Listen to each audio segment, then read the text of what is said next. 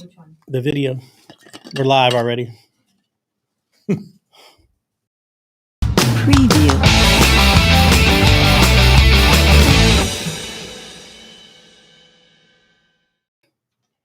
We screwed it up, the intro, for some reason, because I didn't set it up right. Again. Episode 99, one more to 100, which will be with Coach Redberry tomorrow. But pretty good series against the Padres. Do you have a spring in your step? I do, a little bit. I mean, did you watch the game? I watched every single one. And we were in a COVID lockdown at my house because my daughter's camp had an outbreak. Right. All negative. We got our results on Sunday, but it was like late Sunday, so we locked ourselves down to be responsible and not infect somebody else. And so I was watching a ton of sports, between the Olympics and everything. Yeah. So I watched all of the games. And I got to tell you, man, we were in the first two also. We should have, listen. We could have won that series. No, I've had friends from other teams, like friends, call me saying, for whatever reason, they caught it. They were interested in seeing the Padres. Mm-hmm. And everyone's like, that's a good baseball team. And the Marlins fought hard. Yeah. And that the idea they were saying, like, to me, it was a little bit of like a Mattingly thing. It's like, here we are, not to bring up other sports as usual, but, Inter Miami is really struggling as a team. Yeah. And they came back and they tied last night. But it's like, you really see, how does a team react in adversity? That's to me, that's leadership, right? Mm-hmm. And here's the Marlins, like, it's just dog days of the season. Things aren't going well. Right. You're about to lose a bunch of your best players for trade. And they fought like tigers every out, every at bat. Yeah.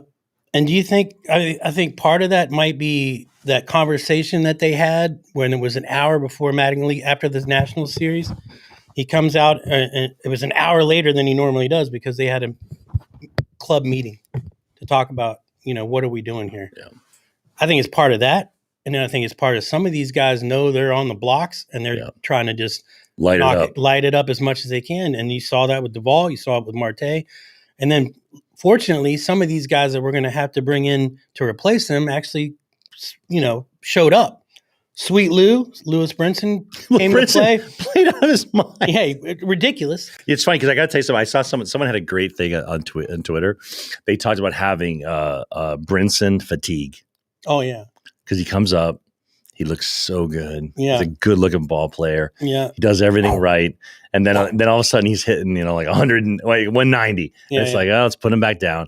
And he looked pretty hungry. Good. He played well. I'm not sure that he can cover the ground in the outfield like Marte, but I think that's the only thing we got until we either bring up Blade, Burdick, or one of the other guys. But that was the whole Marte thing in a nutshell, right? When Marte, when wasn't it Brinson that missed the fly ball? Yeah. It was like something out of a high school baseball game. Right. But then I saw him yesterday catch one in the corner. Yeah. On the run, that would have been a fair ball. That would have been a double or maybe more. And he got to it and ended up bouncing off the padding over there. It's interesting you say that because they always talk about baseball as such a unique sport because it's I've heard it described as an individual sport played in a team setting. Mm-hmm. Right? It's you against the pitcher. It's pitcher against the thing. It's there's a ground ball to third. Like that's your play. That's it. There's no teamwork. You just throw it to first base. Yeah. And it's like there was a little bit of the way that you bring up that, and it's also I think I got to tell you something is I always look in sports for when things are going bad. It's like what I think from playing sports it would always be like, all right, we're losing 6-0. We're not going to score 7 goals in the third period. Right. But let's win the period. Yeah. Let's, I think good coaching was like, let's work on this. Let's bring something into our day off that we can be positive. And I think that's so key. And it's like these Marlins, they do a lot of positive things. Yeah. I just saw earlier this morning, Peter Gammon's tweet talking about that the Marlins are working on unloading Marte and Duvall and some relievers. However, when teams like the Reds come knocking on the door, looking for Rojas, that's not even part of the conversation, that they're not even entertaining that idea.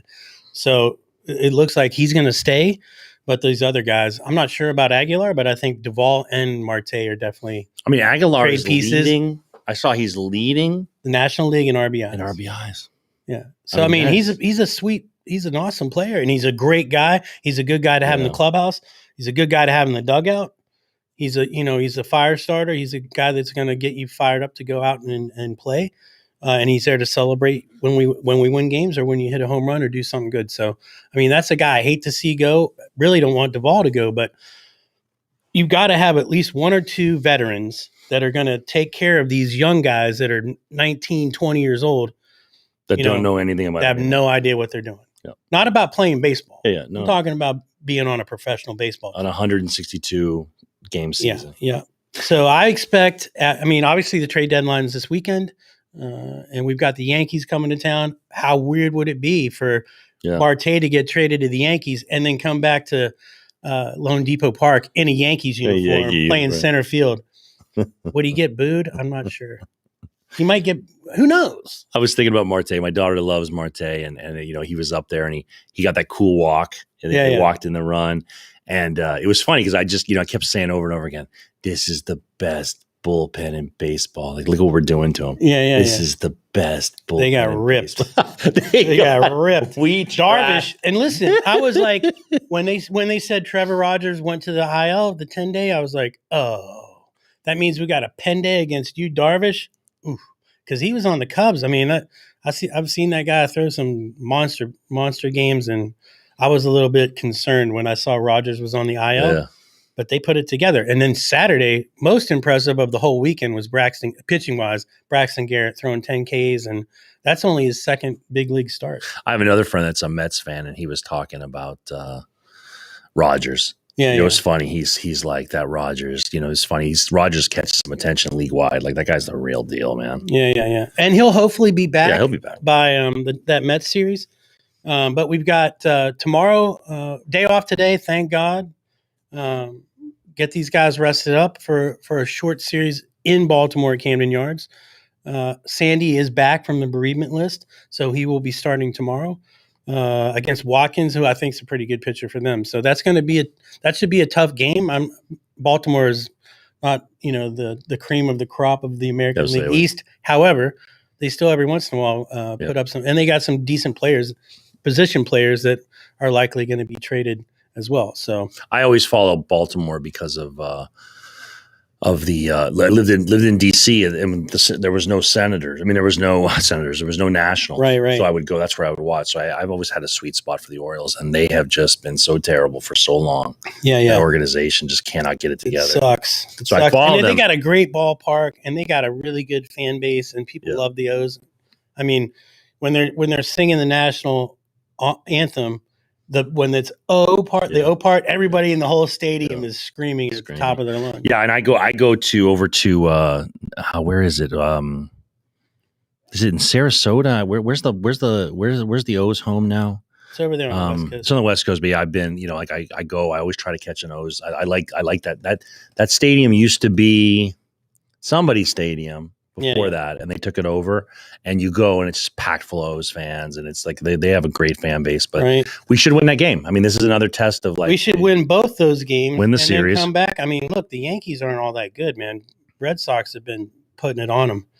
And I'm really a hater after that fan thing with the baseball hitting the player, and then all the other fans like piling on that thing, thinking it was a good idea. No, it'll be interesting because I watched that Yankees series out in Houston, and they clobbered Houston. Houston got one game out of it, and the Yankees did not look bad then. I mean, that was before the All-Star break, and the key to the Yankees was the pitching. Right. Like, they have good pitching, and if they show up. Oh, Garrett Cole's a freaking phenom. Yeah. But and they got some other big, look at Judge and some of these other guys that can just smash the ball. So it's going to be a tough series, but I hate their fans. They're definitely going to outnumber Marlins fans come next weekend. But I'd love to just ram it down their throat that we beat them and swept their ass right here in Miami. But then we got the real deal when we play the Mets, and if we can creep a little bit closer, but who knows what that lineup's even going to look like for us come next week. So, or even come Sunday against the Yankees. But day of rest for the boys, well deserved. And I wish we could get up and watch like a Pensacola game, or a Jumbo Shrimp and see these prospects. I only follow. I think you got to go to Pensacola because remember, like I was saying before. AAA, that's a way station for guys that are rehabbing or guys that like Chad Wallach and people that we push down there that are better than the guy they had before.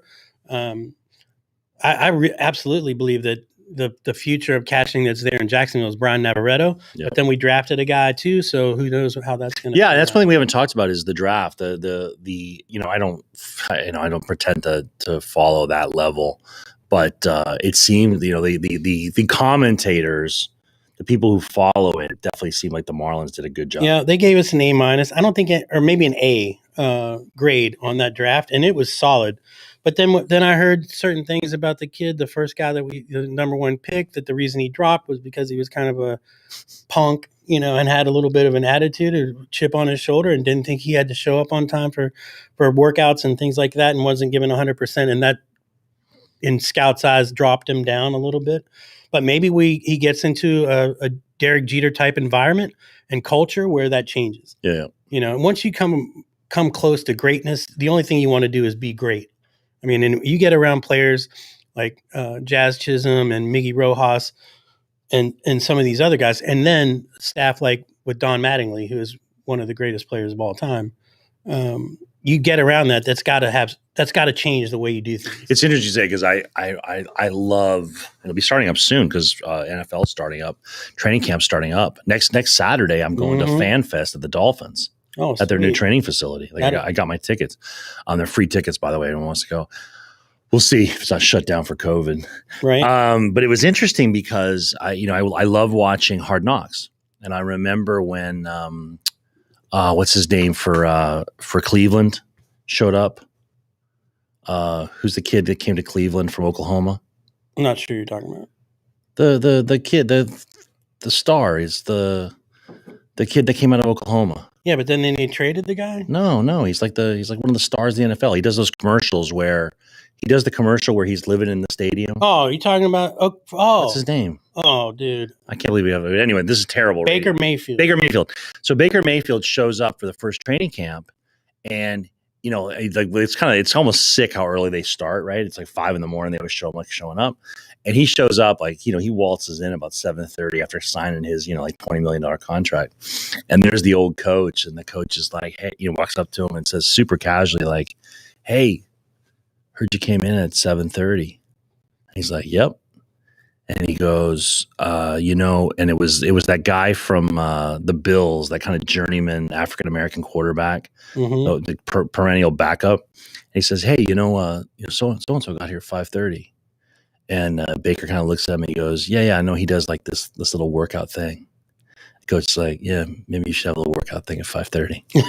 Oops. And I got to tell you something. However Baker works out, it was funny seeing, because Baker, who kind of could be perceived as having a bad attitude, guess what Baker did? What? Showed up to 5:30 the next day? It's right there with the quarterback. Let's do your little workout. See how good you are. But just to see, but also like what I liked was just like he took the criticism. Yeah. Like if I want to be a leader, maybe I do need to be the first man here. Right. And it just like, I think that leadership, you hear those stories all the time about setting that culture.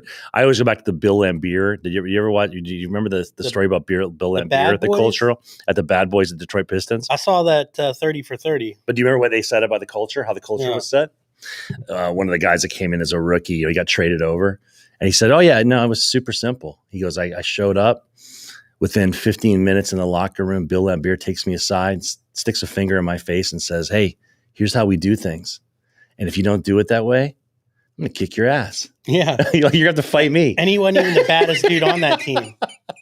You had Oakley, you had freaking Rodman was on. Setting the scene. But it's interesting you say that because that is the role of the veterans, right? Yeah. And they say that about the old Canes all the time about, the coaches were not the ones that were hard on the players. It was the juniors and seniors that have been there and and that's what we're missing that today, frankly, and I think a little bit in today's culture. I just hope that after the end of this trade thing, deadline's finished, and we do whatever we do, and I have a feeling we're going to do a lot, that we keep at least a couple guys that are going to continue that cultural thing that about winning, about integrity, about respecting the game, and about discipline, and that's how you win. But keeping it fun, though, I got to tell you something. Like that Marlins team, it's like, my father passed away years ago, a big sports fan, a big Marlins fan, and he would always say, like that saying of like they're too young and stupid to be intimidated. Right. That's kind of what they are. There is something up to that, you know? Yeah. I mean, I think some of the guys that have been there for a little while probably were looking at that lineup saying,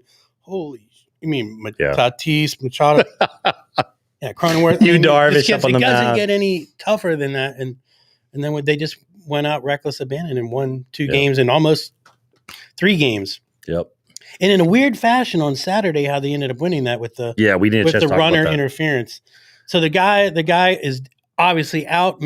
Ball is short. Miggy gets it, tags the bag, then has to go airborne because there's the runner coming into second obviously interferes with the play. Now the throw to first misses, and they reviewed it, and it was the end of that game basically. I thought it was the right call though, right? Oh, definitely the right call. I mean, that was interference. You got to get down. You got 100%. You got to get down. So. You don't get to come up. But it wasn't just but a split second that he would have made that play regardless. So yeah, no, exactly. I mean, that's Air Rojas.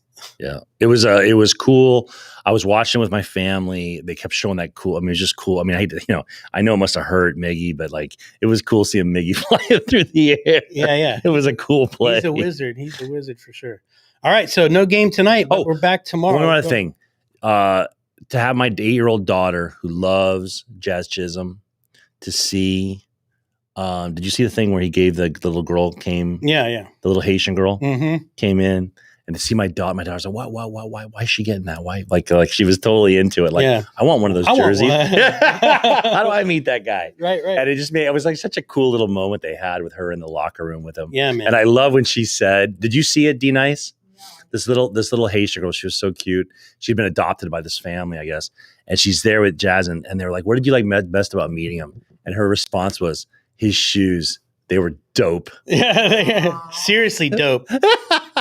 Literally. And I think he's part of that freaking Miggy's locker, because Miggy Rojas is another one that wears the crazy outlandish shoes, has it custom made. And as soon as Jazz, those guys are kind of like working together there, second and short. And they obviously Jazz looks up to Miggy big time. So yeah, he's on that bad shoe train. I mean, when I say bad, I mean bad. But that goes to the veteran thing. Think about if you're Jazz Chisholm and you get to look over to your right, Miguel Rojas. Hey man, what do I do here? What's your advice? What's your, it is, that's what we're talking about. That's when you can, you have that to do, and that's part of the, and it's funny too, because like Mattingly, it's interesting seeing this season with him. I mean, can you imagine just being able to go ask Mattingly baseball questions? That'd be awesome. I'd like to just have a beer with him, like tonight. If you're a young player and you want to ask about how you go about your career, how you do things right way. Yeah. How do you make it last? Because he made it last a long time. So no game tonight, but tomorrow it will be show 100. I got to come up with some giveaway. Oh. Yeah, we'll have to figure it out. But yeah, expect a giveaway tomorrow, Mainline Marlins fans. We will be back tomorrow at 2, Red Berry, with some more talk about legend, trades. Red Berry. The myth, the legend, all of it wrapped in one. 65 years of talk to Red Berry when you do. It was interesting when we had the Sugar King, the grandson, Maduro Jr. George Maduro Jr. Mm-hmm. He was talking about inner city baseball. Yeah, and it would be interesting to talk to Red about what does Major League Baseball need to do. Yeah. To encourage, and do it. I'd be interested to see his perspective. Yeah. On how do we feed the game. And I think one of the topics we're going to be talking about tomorrow is youth baseball and what's wrong with it and how it can be fixed. But the Marlins are starting to make some strides in renovating some of these ballparks around the city and doing some. I see it in I live on Shenandoah Park, and every year they show up. They give all the kids it's free baseball. They hook the kids up with uniforms, equipment, like the whole thing. Yeah. So it's they're doing it. It's an interesting thing to see what happens, because we have such athletic talent here, and how do you sell the baseball to it? Yeah. So that should be a great conversation, and we made it to 100 shows, man. Looking forward to it. Thanks, forward to that conversation. Thanks, tomorrow. D Nice. Episode 99. Woo! In the books. Go Fish. Preview.